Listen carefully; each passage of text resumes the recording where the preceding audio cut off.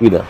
Nah ini kan yang kemudian saya kemarin kita soal dengan teman-teman aktivis ya, dan kami juga berencana untuk melakukan demo di KPK. Ada apa dengan komisioner yang baru ini?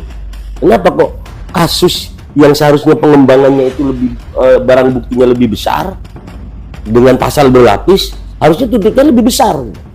Nah ini justru tuntut lebih ringan. Apakah memang ketua komisioner KPK yang baru ini lagi mengkorting hukuman atau lagi mengkorting pasal per pasal kan begitu?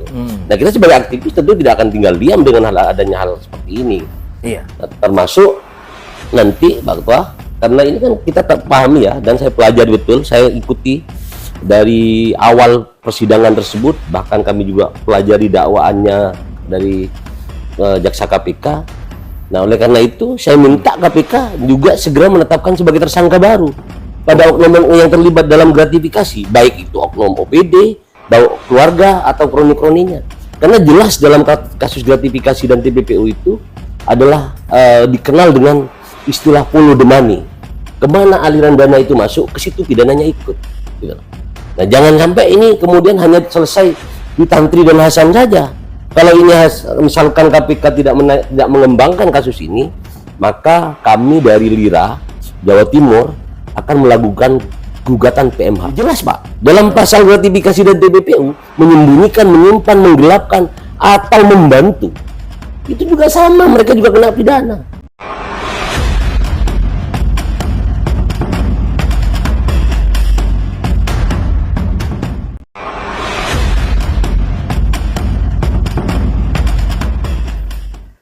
Assalamualaikum warahmatullahi wabarakatuh. Kembali dalam acara Sudut Pandang Fatwa Siliwangi Official. Pembahasan kali ini berkaitan dengan vonis Majelis Hakim Pengadilan Negeri Tipikor Surabaya pada Kamis 13 Februari 2025 kemarin, sehubungan dengan kasus yang menjerat pasangan suami istri sekaligus keduanya sama-sama mantan kepala daerah di Kabupaten Probolinggo, Puput Tadrianasari dan Hasan Aminuddin. Saat ini saya telah bersama seorang aktivis yang konsisten mengawal kasus yang menjerat kedua terdakwa tersebut.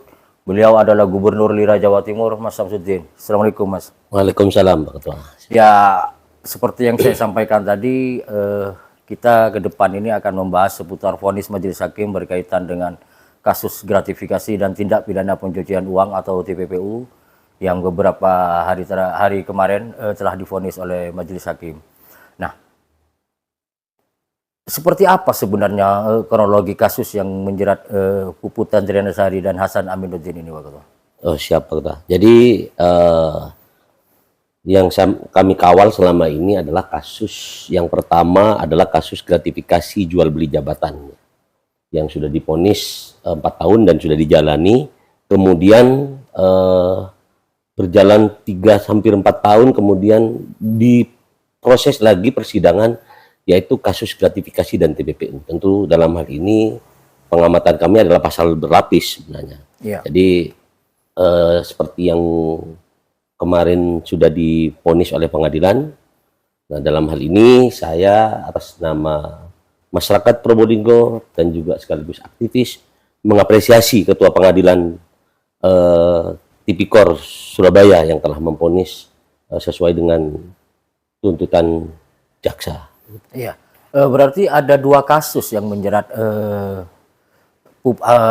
Tantri dan Hasan ini, Pak Ketua ya? Ya, 2 kasus. Jadi kasus yang pertama adalah kasus gratifikasi jual beli jabatan. Itu sudah divonis sebelumnya? Sudah divonis sebelumnya, yang melibatkan 20 pejabat dan bupati beserta suaminya yaitu Hasan Aminuddin.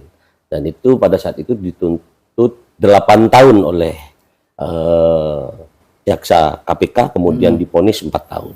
Nah, oleh karena itu kemarin juga kami menyoal kepada tuntutan jaksa KPK yang menurut saya adalah, dan teman-teman LIRA berdasarkan kajian dari praktisi hukum kami, ada tuntutan yang jomplang ini. Jadi makanya kami juga akan bersurat secara resmi kepada Dewas KPK agar kemudian komisioner KPK yang baru ini diawasi. Kenapa? Kasus yang pertama adalah kasus jual beli jabatan PJ Kades yang pada saat itu. Kemudian diduga dalam dakwaan ditemukan barang bukti kurang lebih 360 juta. Nah, kasus itu merujuk pada Undang-Undang Nomor 20 tahun 2021, yaitu kalau nggak salah itu pasal 12A, 12B kan begitu. Itu hanya dengan barang bukti 380 juta kemudian dituntut 8 tahun. Nah, 8 tahun. yang sekarang ini kenapa kami kemarin juga gencar mengawal ini, kemudian menyoal juga, dan kami juga soal perihal dugaan tuntutan jaksa yang menurut saya ini tidak profesional ya dalam hal ini. Kenapa? Kasus yang dijalani oleh Hasan Aminuddin dan Tan Triana Sari itu adalah kasus pengembangan dari kasus jual beli jabatan PJ Kades tersebut. Nah, kemudian dikembangkan akhirnya ditetapkan sebagai tersangka dalam kasus gratifikasi dan TPPU. Tentu kasus gratifikasi dan TPPU ini adalah pasal berlapis ya. Artinya di situ merujuk pada Undang-Undang Nomor 8 tahun 2010 tentang TPPU, kemudian tuntutan maksimalnya adalah 20 tahun penjara, bahkan bisa hukuman mati kan begitu. Merujuk pada Undang-Undang Nomor 10 Undang-Undang Nomor 20 tahun 2021 pada pasal 2 ayat 2-nya juga bisa dijerat dengan tuntutan. Artinya seharusnya tuntutan dari JPU KPK tidak seperti yang di persidangan atau dituntutkan kemarin itu ya? Iya. Harusnya lebih dari itu. Maksud saya kemarin kan begini, kami juga kenapa saya soal yang kritisi KPK dalam hal ini, karena kasus yang pengembangan dari kasus yang awalnya barang bukti hanya 360 kurang lebih 360 juta dituntut 8 tahun. 8 tahun. Kemudian kasus gratifikasi dan TPPU barang bukti 152 miliar. Kemudian dituntut 6 tahun. Makanya saya soal ada apa dengan KPK ini gitu. Nah, oleh karena itu saya mengapresiasi majelis hakim karena tuntutannya vonisnya kemarin divonis 6 tahun berikut subsidiar dan pengembalian uang sekitar kurang lebih 52 miliar. Oke, itu berkaitan dengan tuntutan JPU yang disampaikan Pak Ketua tadi itu. Kalau mengenai vonis hakim itu sendiri, kalau menurut Pak Ketua itu sudah sesuai atau sebaliknya? Iya, karena mungkin rujukan hakim ya berdasarkan pertimbangan tuntutan jaksa tersebut. Kalau merujuk kepada Undang-Undang Gratifikasi dan TPPU, ya ini adalah pasal berlapis sebenarnya. Di mana dalam pasal tersebut, di dalam undang-undang tersebut ada batas minimal vonisnya, yaitu adalah 5 tahun. Batas minimalnya itu 5 tahun. Seharusnya tuntutan jaksa itu 20 tahun. Atau bahkan seumur hidup, karena memang di situ ditemukan dugaan barang bukti itu 150 sekian miliar. Gitu. Jadi ada tuntutan jaksa itu menurut saya belum memenuhi unsur rasa keadilan bagi masyarakat. Kesimpulannya apa? Ini terlalu ringan apa? Itu terlalu ringan. Jadi pada tuntutan itu terlalu ringan. Makanya saya berharap kalau misalkan ini banding, maka pengadilan tinggi atau Mahkamah Agung ini memvonis bisa 20 tahun gitu. Karena pasal berlapis. Ya. Yang gitu. Di sisi lain pembandingnya terhadap kasus sebelumnya. Kasus sebelumnya. Nah, kasus sebelumnya ini kan divonis 4 tahun. Nah, barang bukti 360 juta kurang lebih lah ya kira-kira begitu ya. Kemudian dituntut 8 tahun. Dituntut 8 tahun. Pengembangan dari kasus tersebut, dari kasus 360 juta hanya 660. Kemudian ditemukan barang bukti gratifikasi dan TPPU yang melibatkan banyak orang, yang melibatkan korporasi di situ, kemudian dengan barang bukti 152 miliar. Jadi logika kita berpikir juga tidak masuk akal gitu loh. 360 dituntut 8 tahun, 152 miliar dituntut 6 tahun. Maka disinilah yang saya sebut tadi bahwa tuntutan jaksa ini masih belum memenuhi rasa keadilan bagi masyarakat. Ya. Saya bacakan vonis majelis hakim atas kasus gratifikasi dan tindak pidana pencucian uang pada Kamis 13 Februari 2025. Di mana Ketua Majelis Hakim yang diketuai Ferdinand Markus L di Pengadilan Negeri Tipikor Surabaya menjatuhkan vonis terhadap Hasan Tantri dengan hukuman pidana selama 6 tahun penjara. Selain itu, kedua terdakwa didenda masing-masing sebesar 1 miliar dengan subsidiar 6 bulan penjara. Khusus untuk terdakwa Hasan dijatuhi hukuman pidana tambahan berupa membayar uang pengganti sebesar 52 miliar rupiah. Jika dalam waktu 1 bulan sesudah putusan memiliki kekuatan hukum tetap, terdakwa tidak membayar uang pengganti, maka harta terdakwa disita. Dan jika belum cukup, mengganti dengan hukuman pidana selama 2 tahun 6 bulan. Lalu kedua terdakwa dijatuhi pidana tambahan, yaitu pencabutan hak untuk dipilih dalam pemilihan jabatan publik atau politik selama 5 tahun, terhitung sejak para terdakwa selesai menjalani pidana pokoknya. Nah, kalau merujuk pada vonis yang saya bacakan tadi itu, bukankah itu sudah kategori berat untuk kasus yang menjerat Hasan Tantri ini, Pak Ketua? Kalau menurut saya sebagai praktisi, sebagai aktivis ya yang mengkaji dalam kasus ini, merujuk pada Undang-Undang Nomor 20 tahun 2021 tentang tindak pidana korupsi, yang mana Hasan tersebut didakwakan dengan pasal 12 ya kan, diponis kemudian 4 tahun. Nah ini pasal hanya Undang-Undang Tindak Pidana Korupsi saja, pasal merujuk pada Undang-Undang Nomor 20 tahun 2021 kan begitu.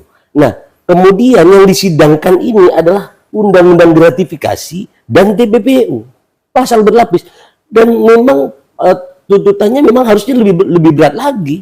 Tuntutannya ya, lebih ke arah kepada tuntutannya harus Tuntutan dulu kan. tuntutan dulu. Tentu kan yang menjadi pertimbangan majelis hakim untuk melakukan vonis itu adalah tuntutan kan begitu. Meskipun majelis hakim mempunyai kewenangan, misalkan seperti halnya kasus apa itu yang lagi viral kemarin kemudian divonis 20 tahun itu kan gitu. Oh, kasus timah itu Ya. ya. Sekian triliun itu. Kalau merujuk pada Undang-Undang Gratifikasi dan TPPU, harusnya tuntutan itu maksimal 20 tahun.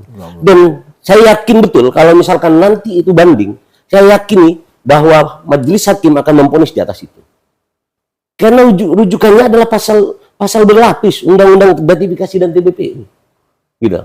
Nah, ini kan yang kemudian saya kemarin kita soal dengan teman-teman aktivis ya, dan kami juga berencana untuk melakukan demo di KPK. Ada apa dengan komisioner yang baru ini? Kenapa kok kasus yang seharusnya pengembangannya itu lebih barang buktinya lebih besar dengan pasal berlapis, harusnya tuntutnya lebih besar.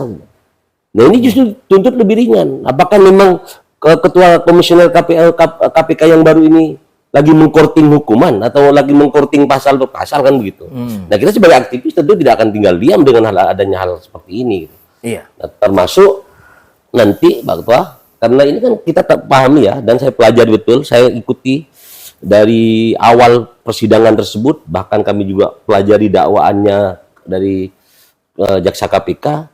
Nah oleh karena itu saya minta KPK juga segera menetapkan sebagai tersangka baru pada oknum yang terlibat dalam gratifikasi, baik itu oknum OPD, keluarga atau kroni-kroninya.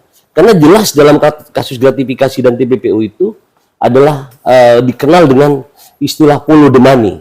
Kemana aliran dana itu masuk, ke situ pidananya ikut. Gitu. Nah jangan sampai ini kemudian hanya selesai di Tantri dan Hasan saja. Kalau ini misalkan KPK tidak mengembangkan kasus ini, maka kami dari LIRA Jawa Timur akan melakukan gugatan PMH. Berarti dari versi LIRA ini ada dugaan keterlibatan oknum lain? Ya jelas Pak, dalam pasal gratifikasi dan TPPU menyembunyikan, menyimpan, menggelapkan atau membantu. Itu juga sama, mereka juga kena pidana. Apakah pengamatan itu berdasarkan fakta hukum atau sekedar asumsi dari internal LIRA sendiri? Ya tentu kami sebagai aktivis dasarnya adalah dasar hukum lah. Dalam Undang-Undang Gratifikasi juga disebutkan, kemudian di Undang-Undang Nomor 8 tahun 2010, di Undang-Undang Tindak Pidana Pencucian Uang juga disebutkan.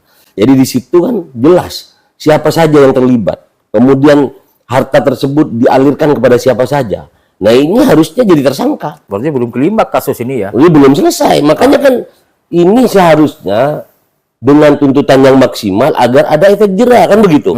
Maka oleh karena itu nanti LIRA akan melakukan langkah-langkah untuk mendesak KPK agar segera menetapkan tersangka baru, terutama yang ngatur-ngatur proyek yang selama ini, yang ada setap kemudian motong ini dalam persidangan ini, fakta persidangan ya kan. Dalam fakta persidangan nanti juga kita sebagai rujukan hukumnya adalah ponis putusan lengkap dari pengadilan, dari Mahkamah Agung. Nanti akan kami kaji itu. Oke, ini menarik ini dugaan keterlibatan pihak lain ini. Nah, berkaitan dengan dugaan tersebut, apakah ini dari unsur swasta, keluarga atau pejabat publik, Pak Ketua? Kalau berdasarkan kajian dan kajian kami dalam dakwaan tersebut, ada unsur swasta, ada unsur keluarga, ada unsur OPD. Kita kembali kepada kasus yang sudah dijalani oleh Hasan Aminuddin dan Tan Trihana pada saat kasus gratifikasi yang mana didakwakan dengan pasal 12A. Kan begitu? Pemberi dan penerima sama-sama ditahan, Pak.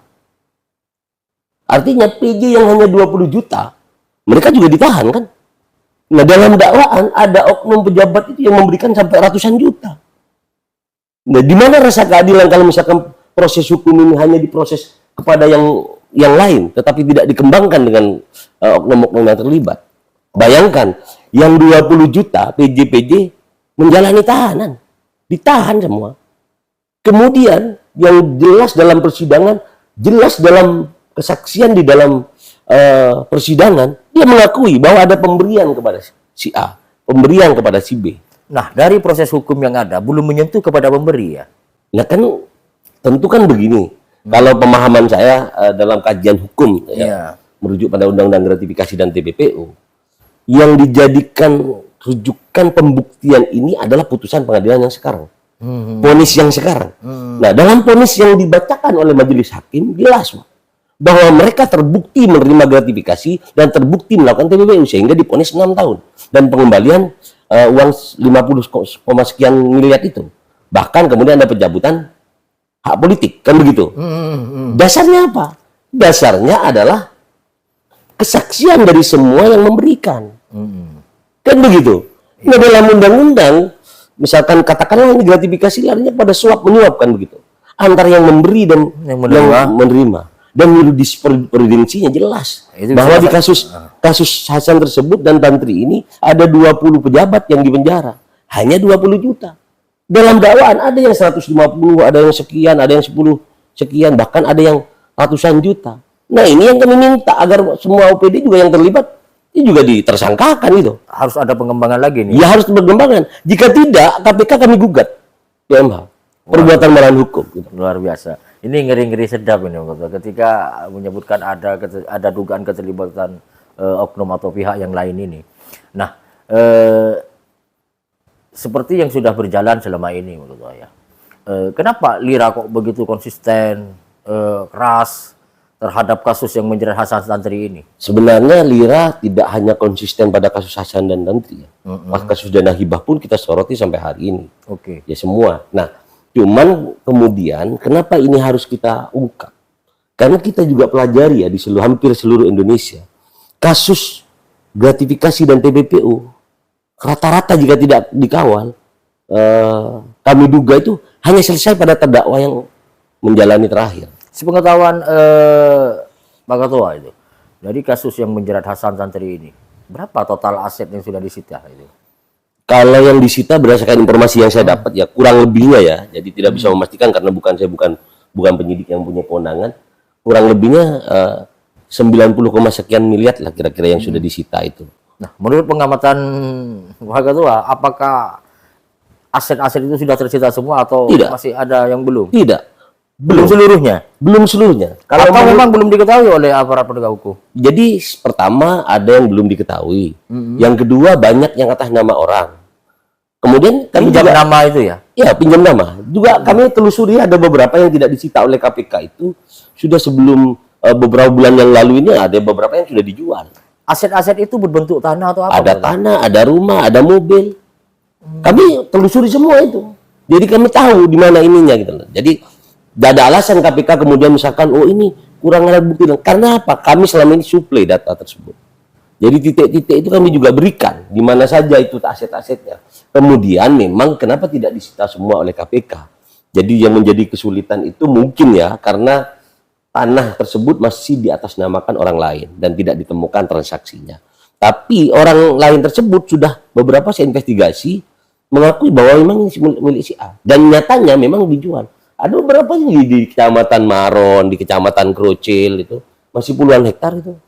Nah, kami duga masih diduga asetnya mereka gitu loh. Jadi masih banyak yang kami temukan yang tidak disita oleh KPK.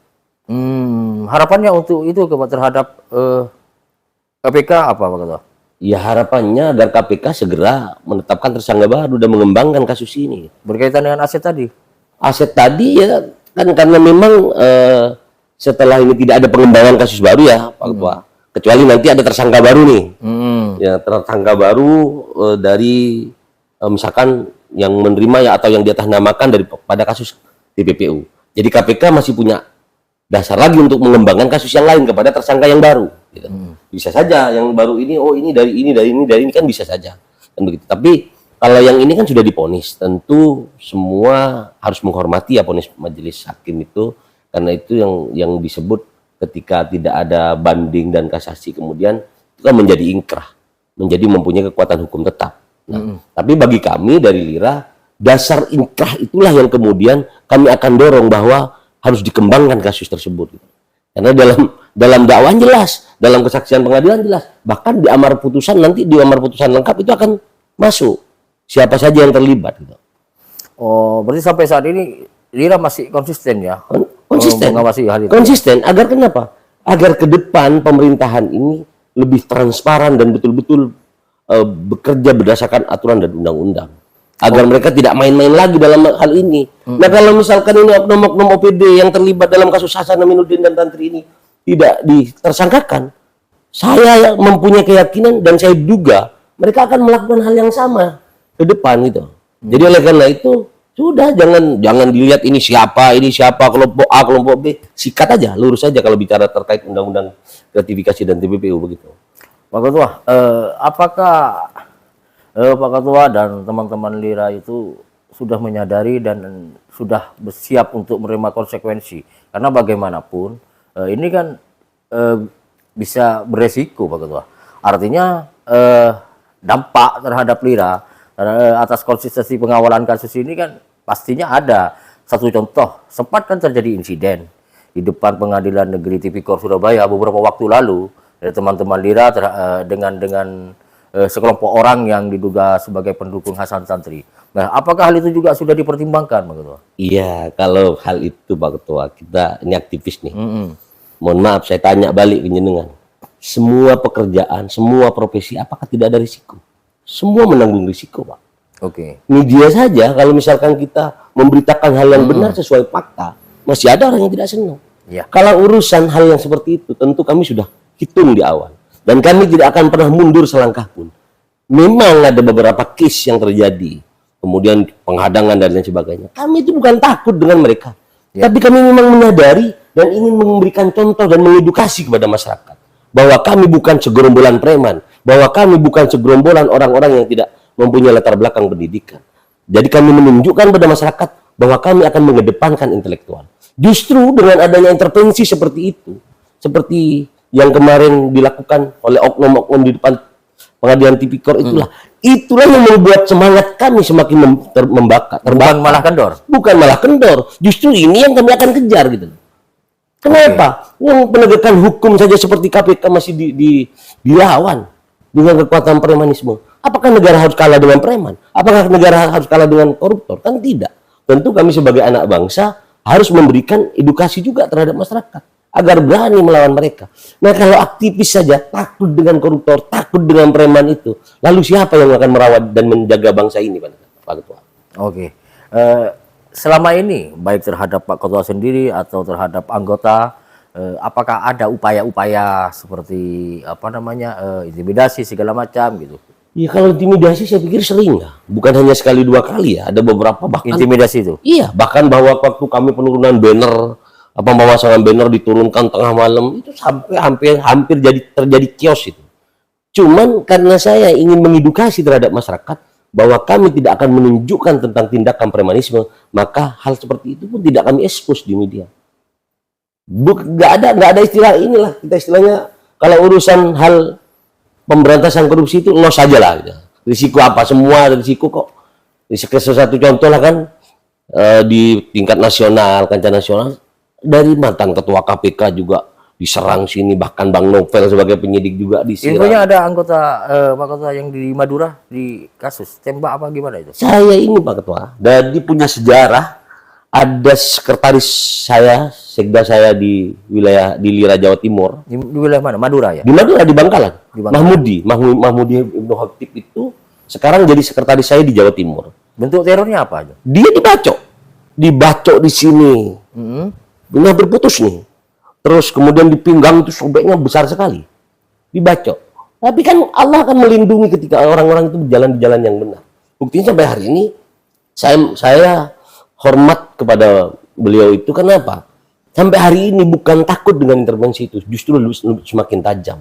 Semakin sampai hari ini tetap getol untuk menyuarakan kebenaran.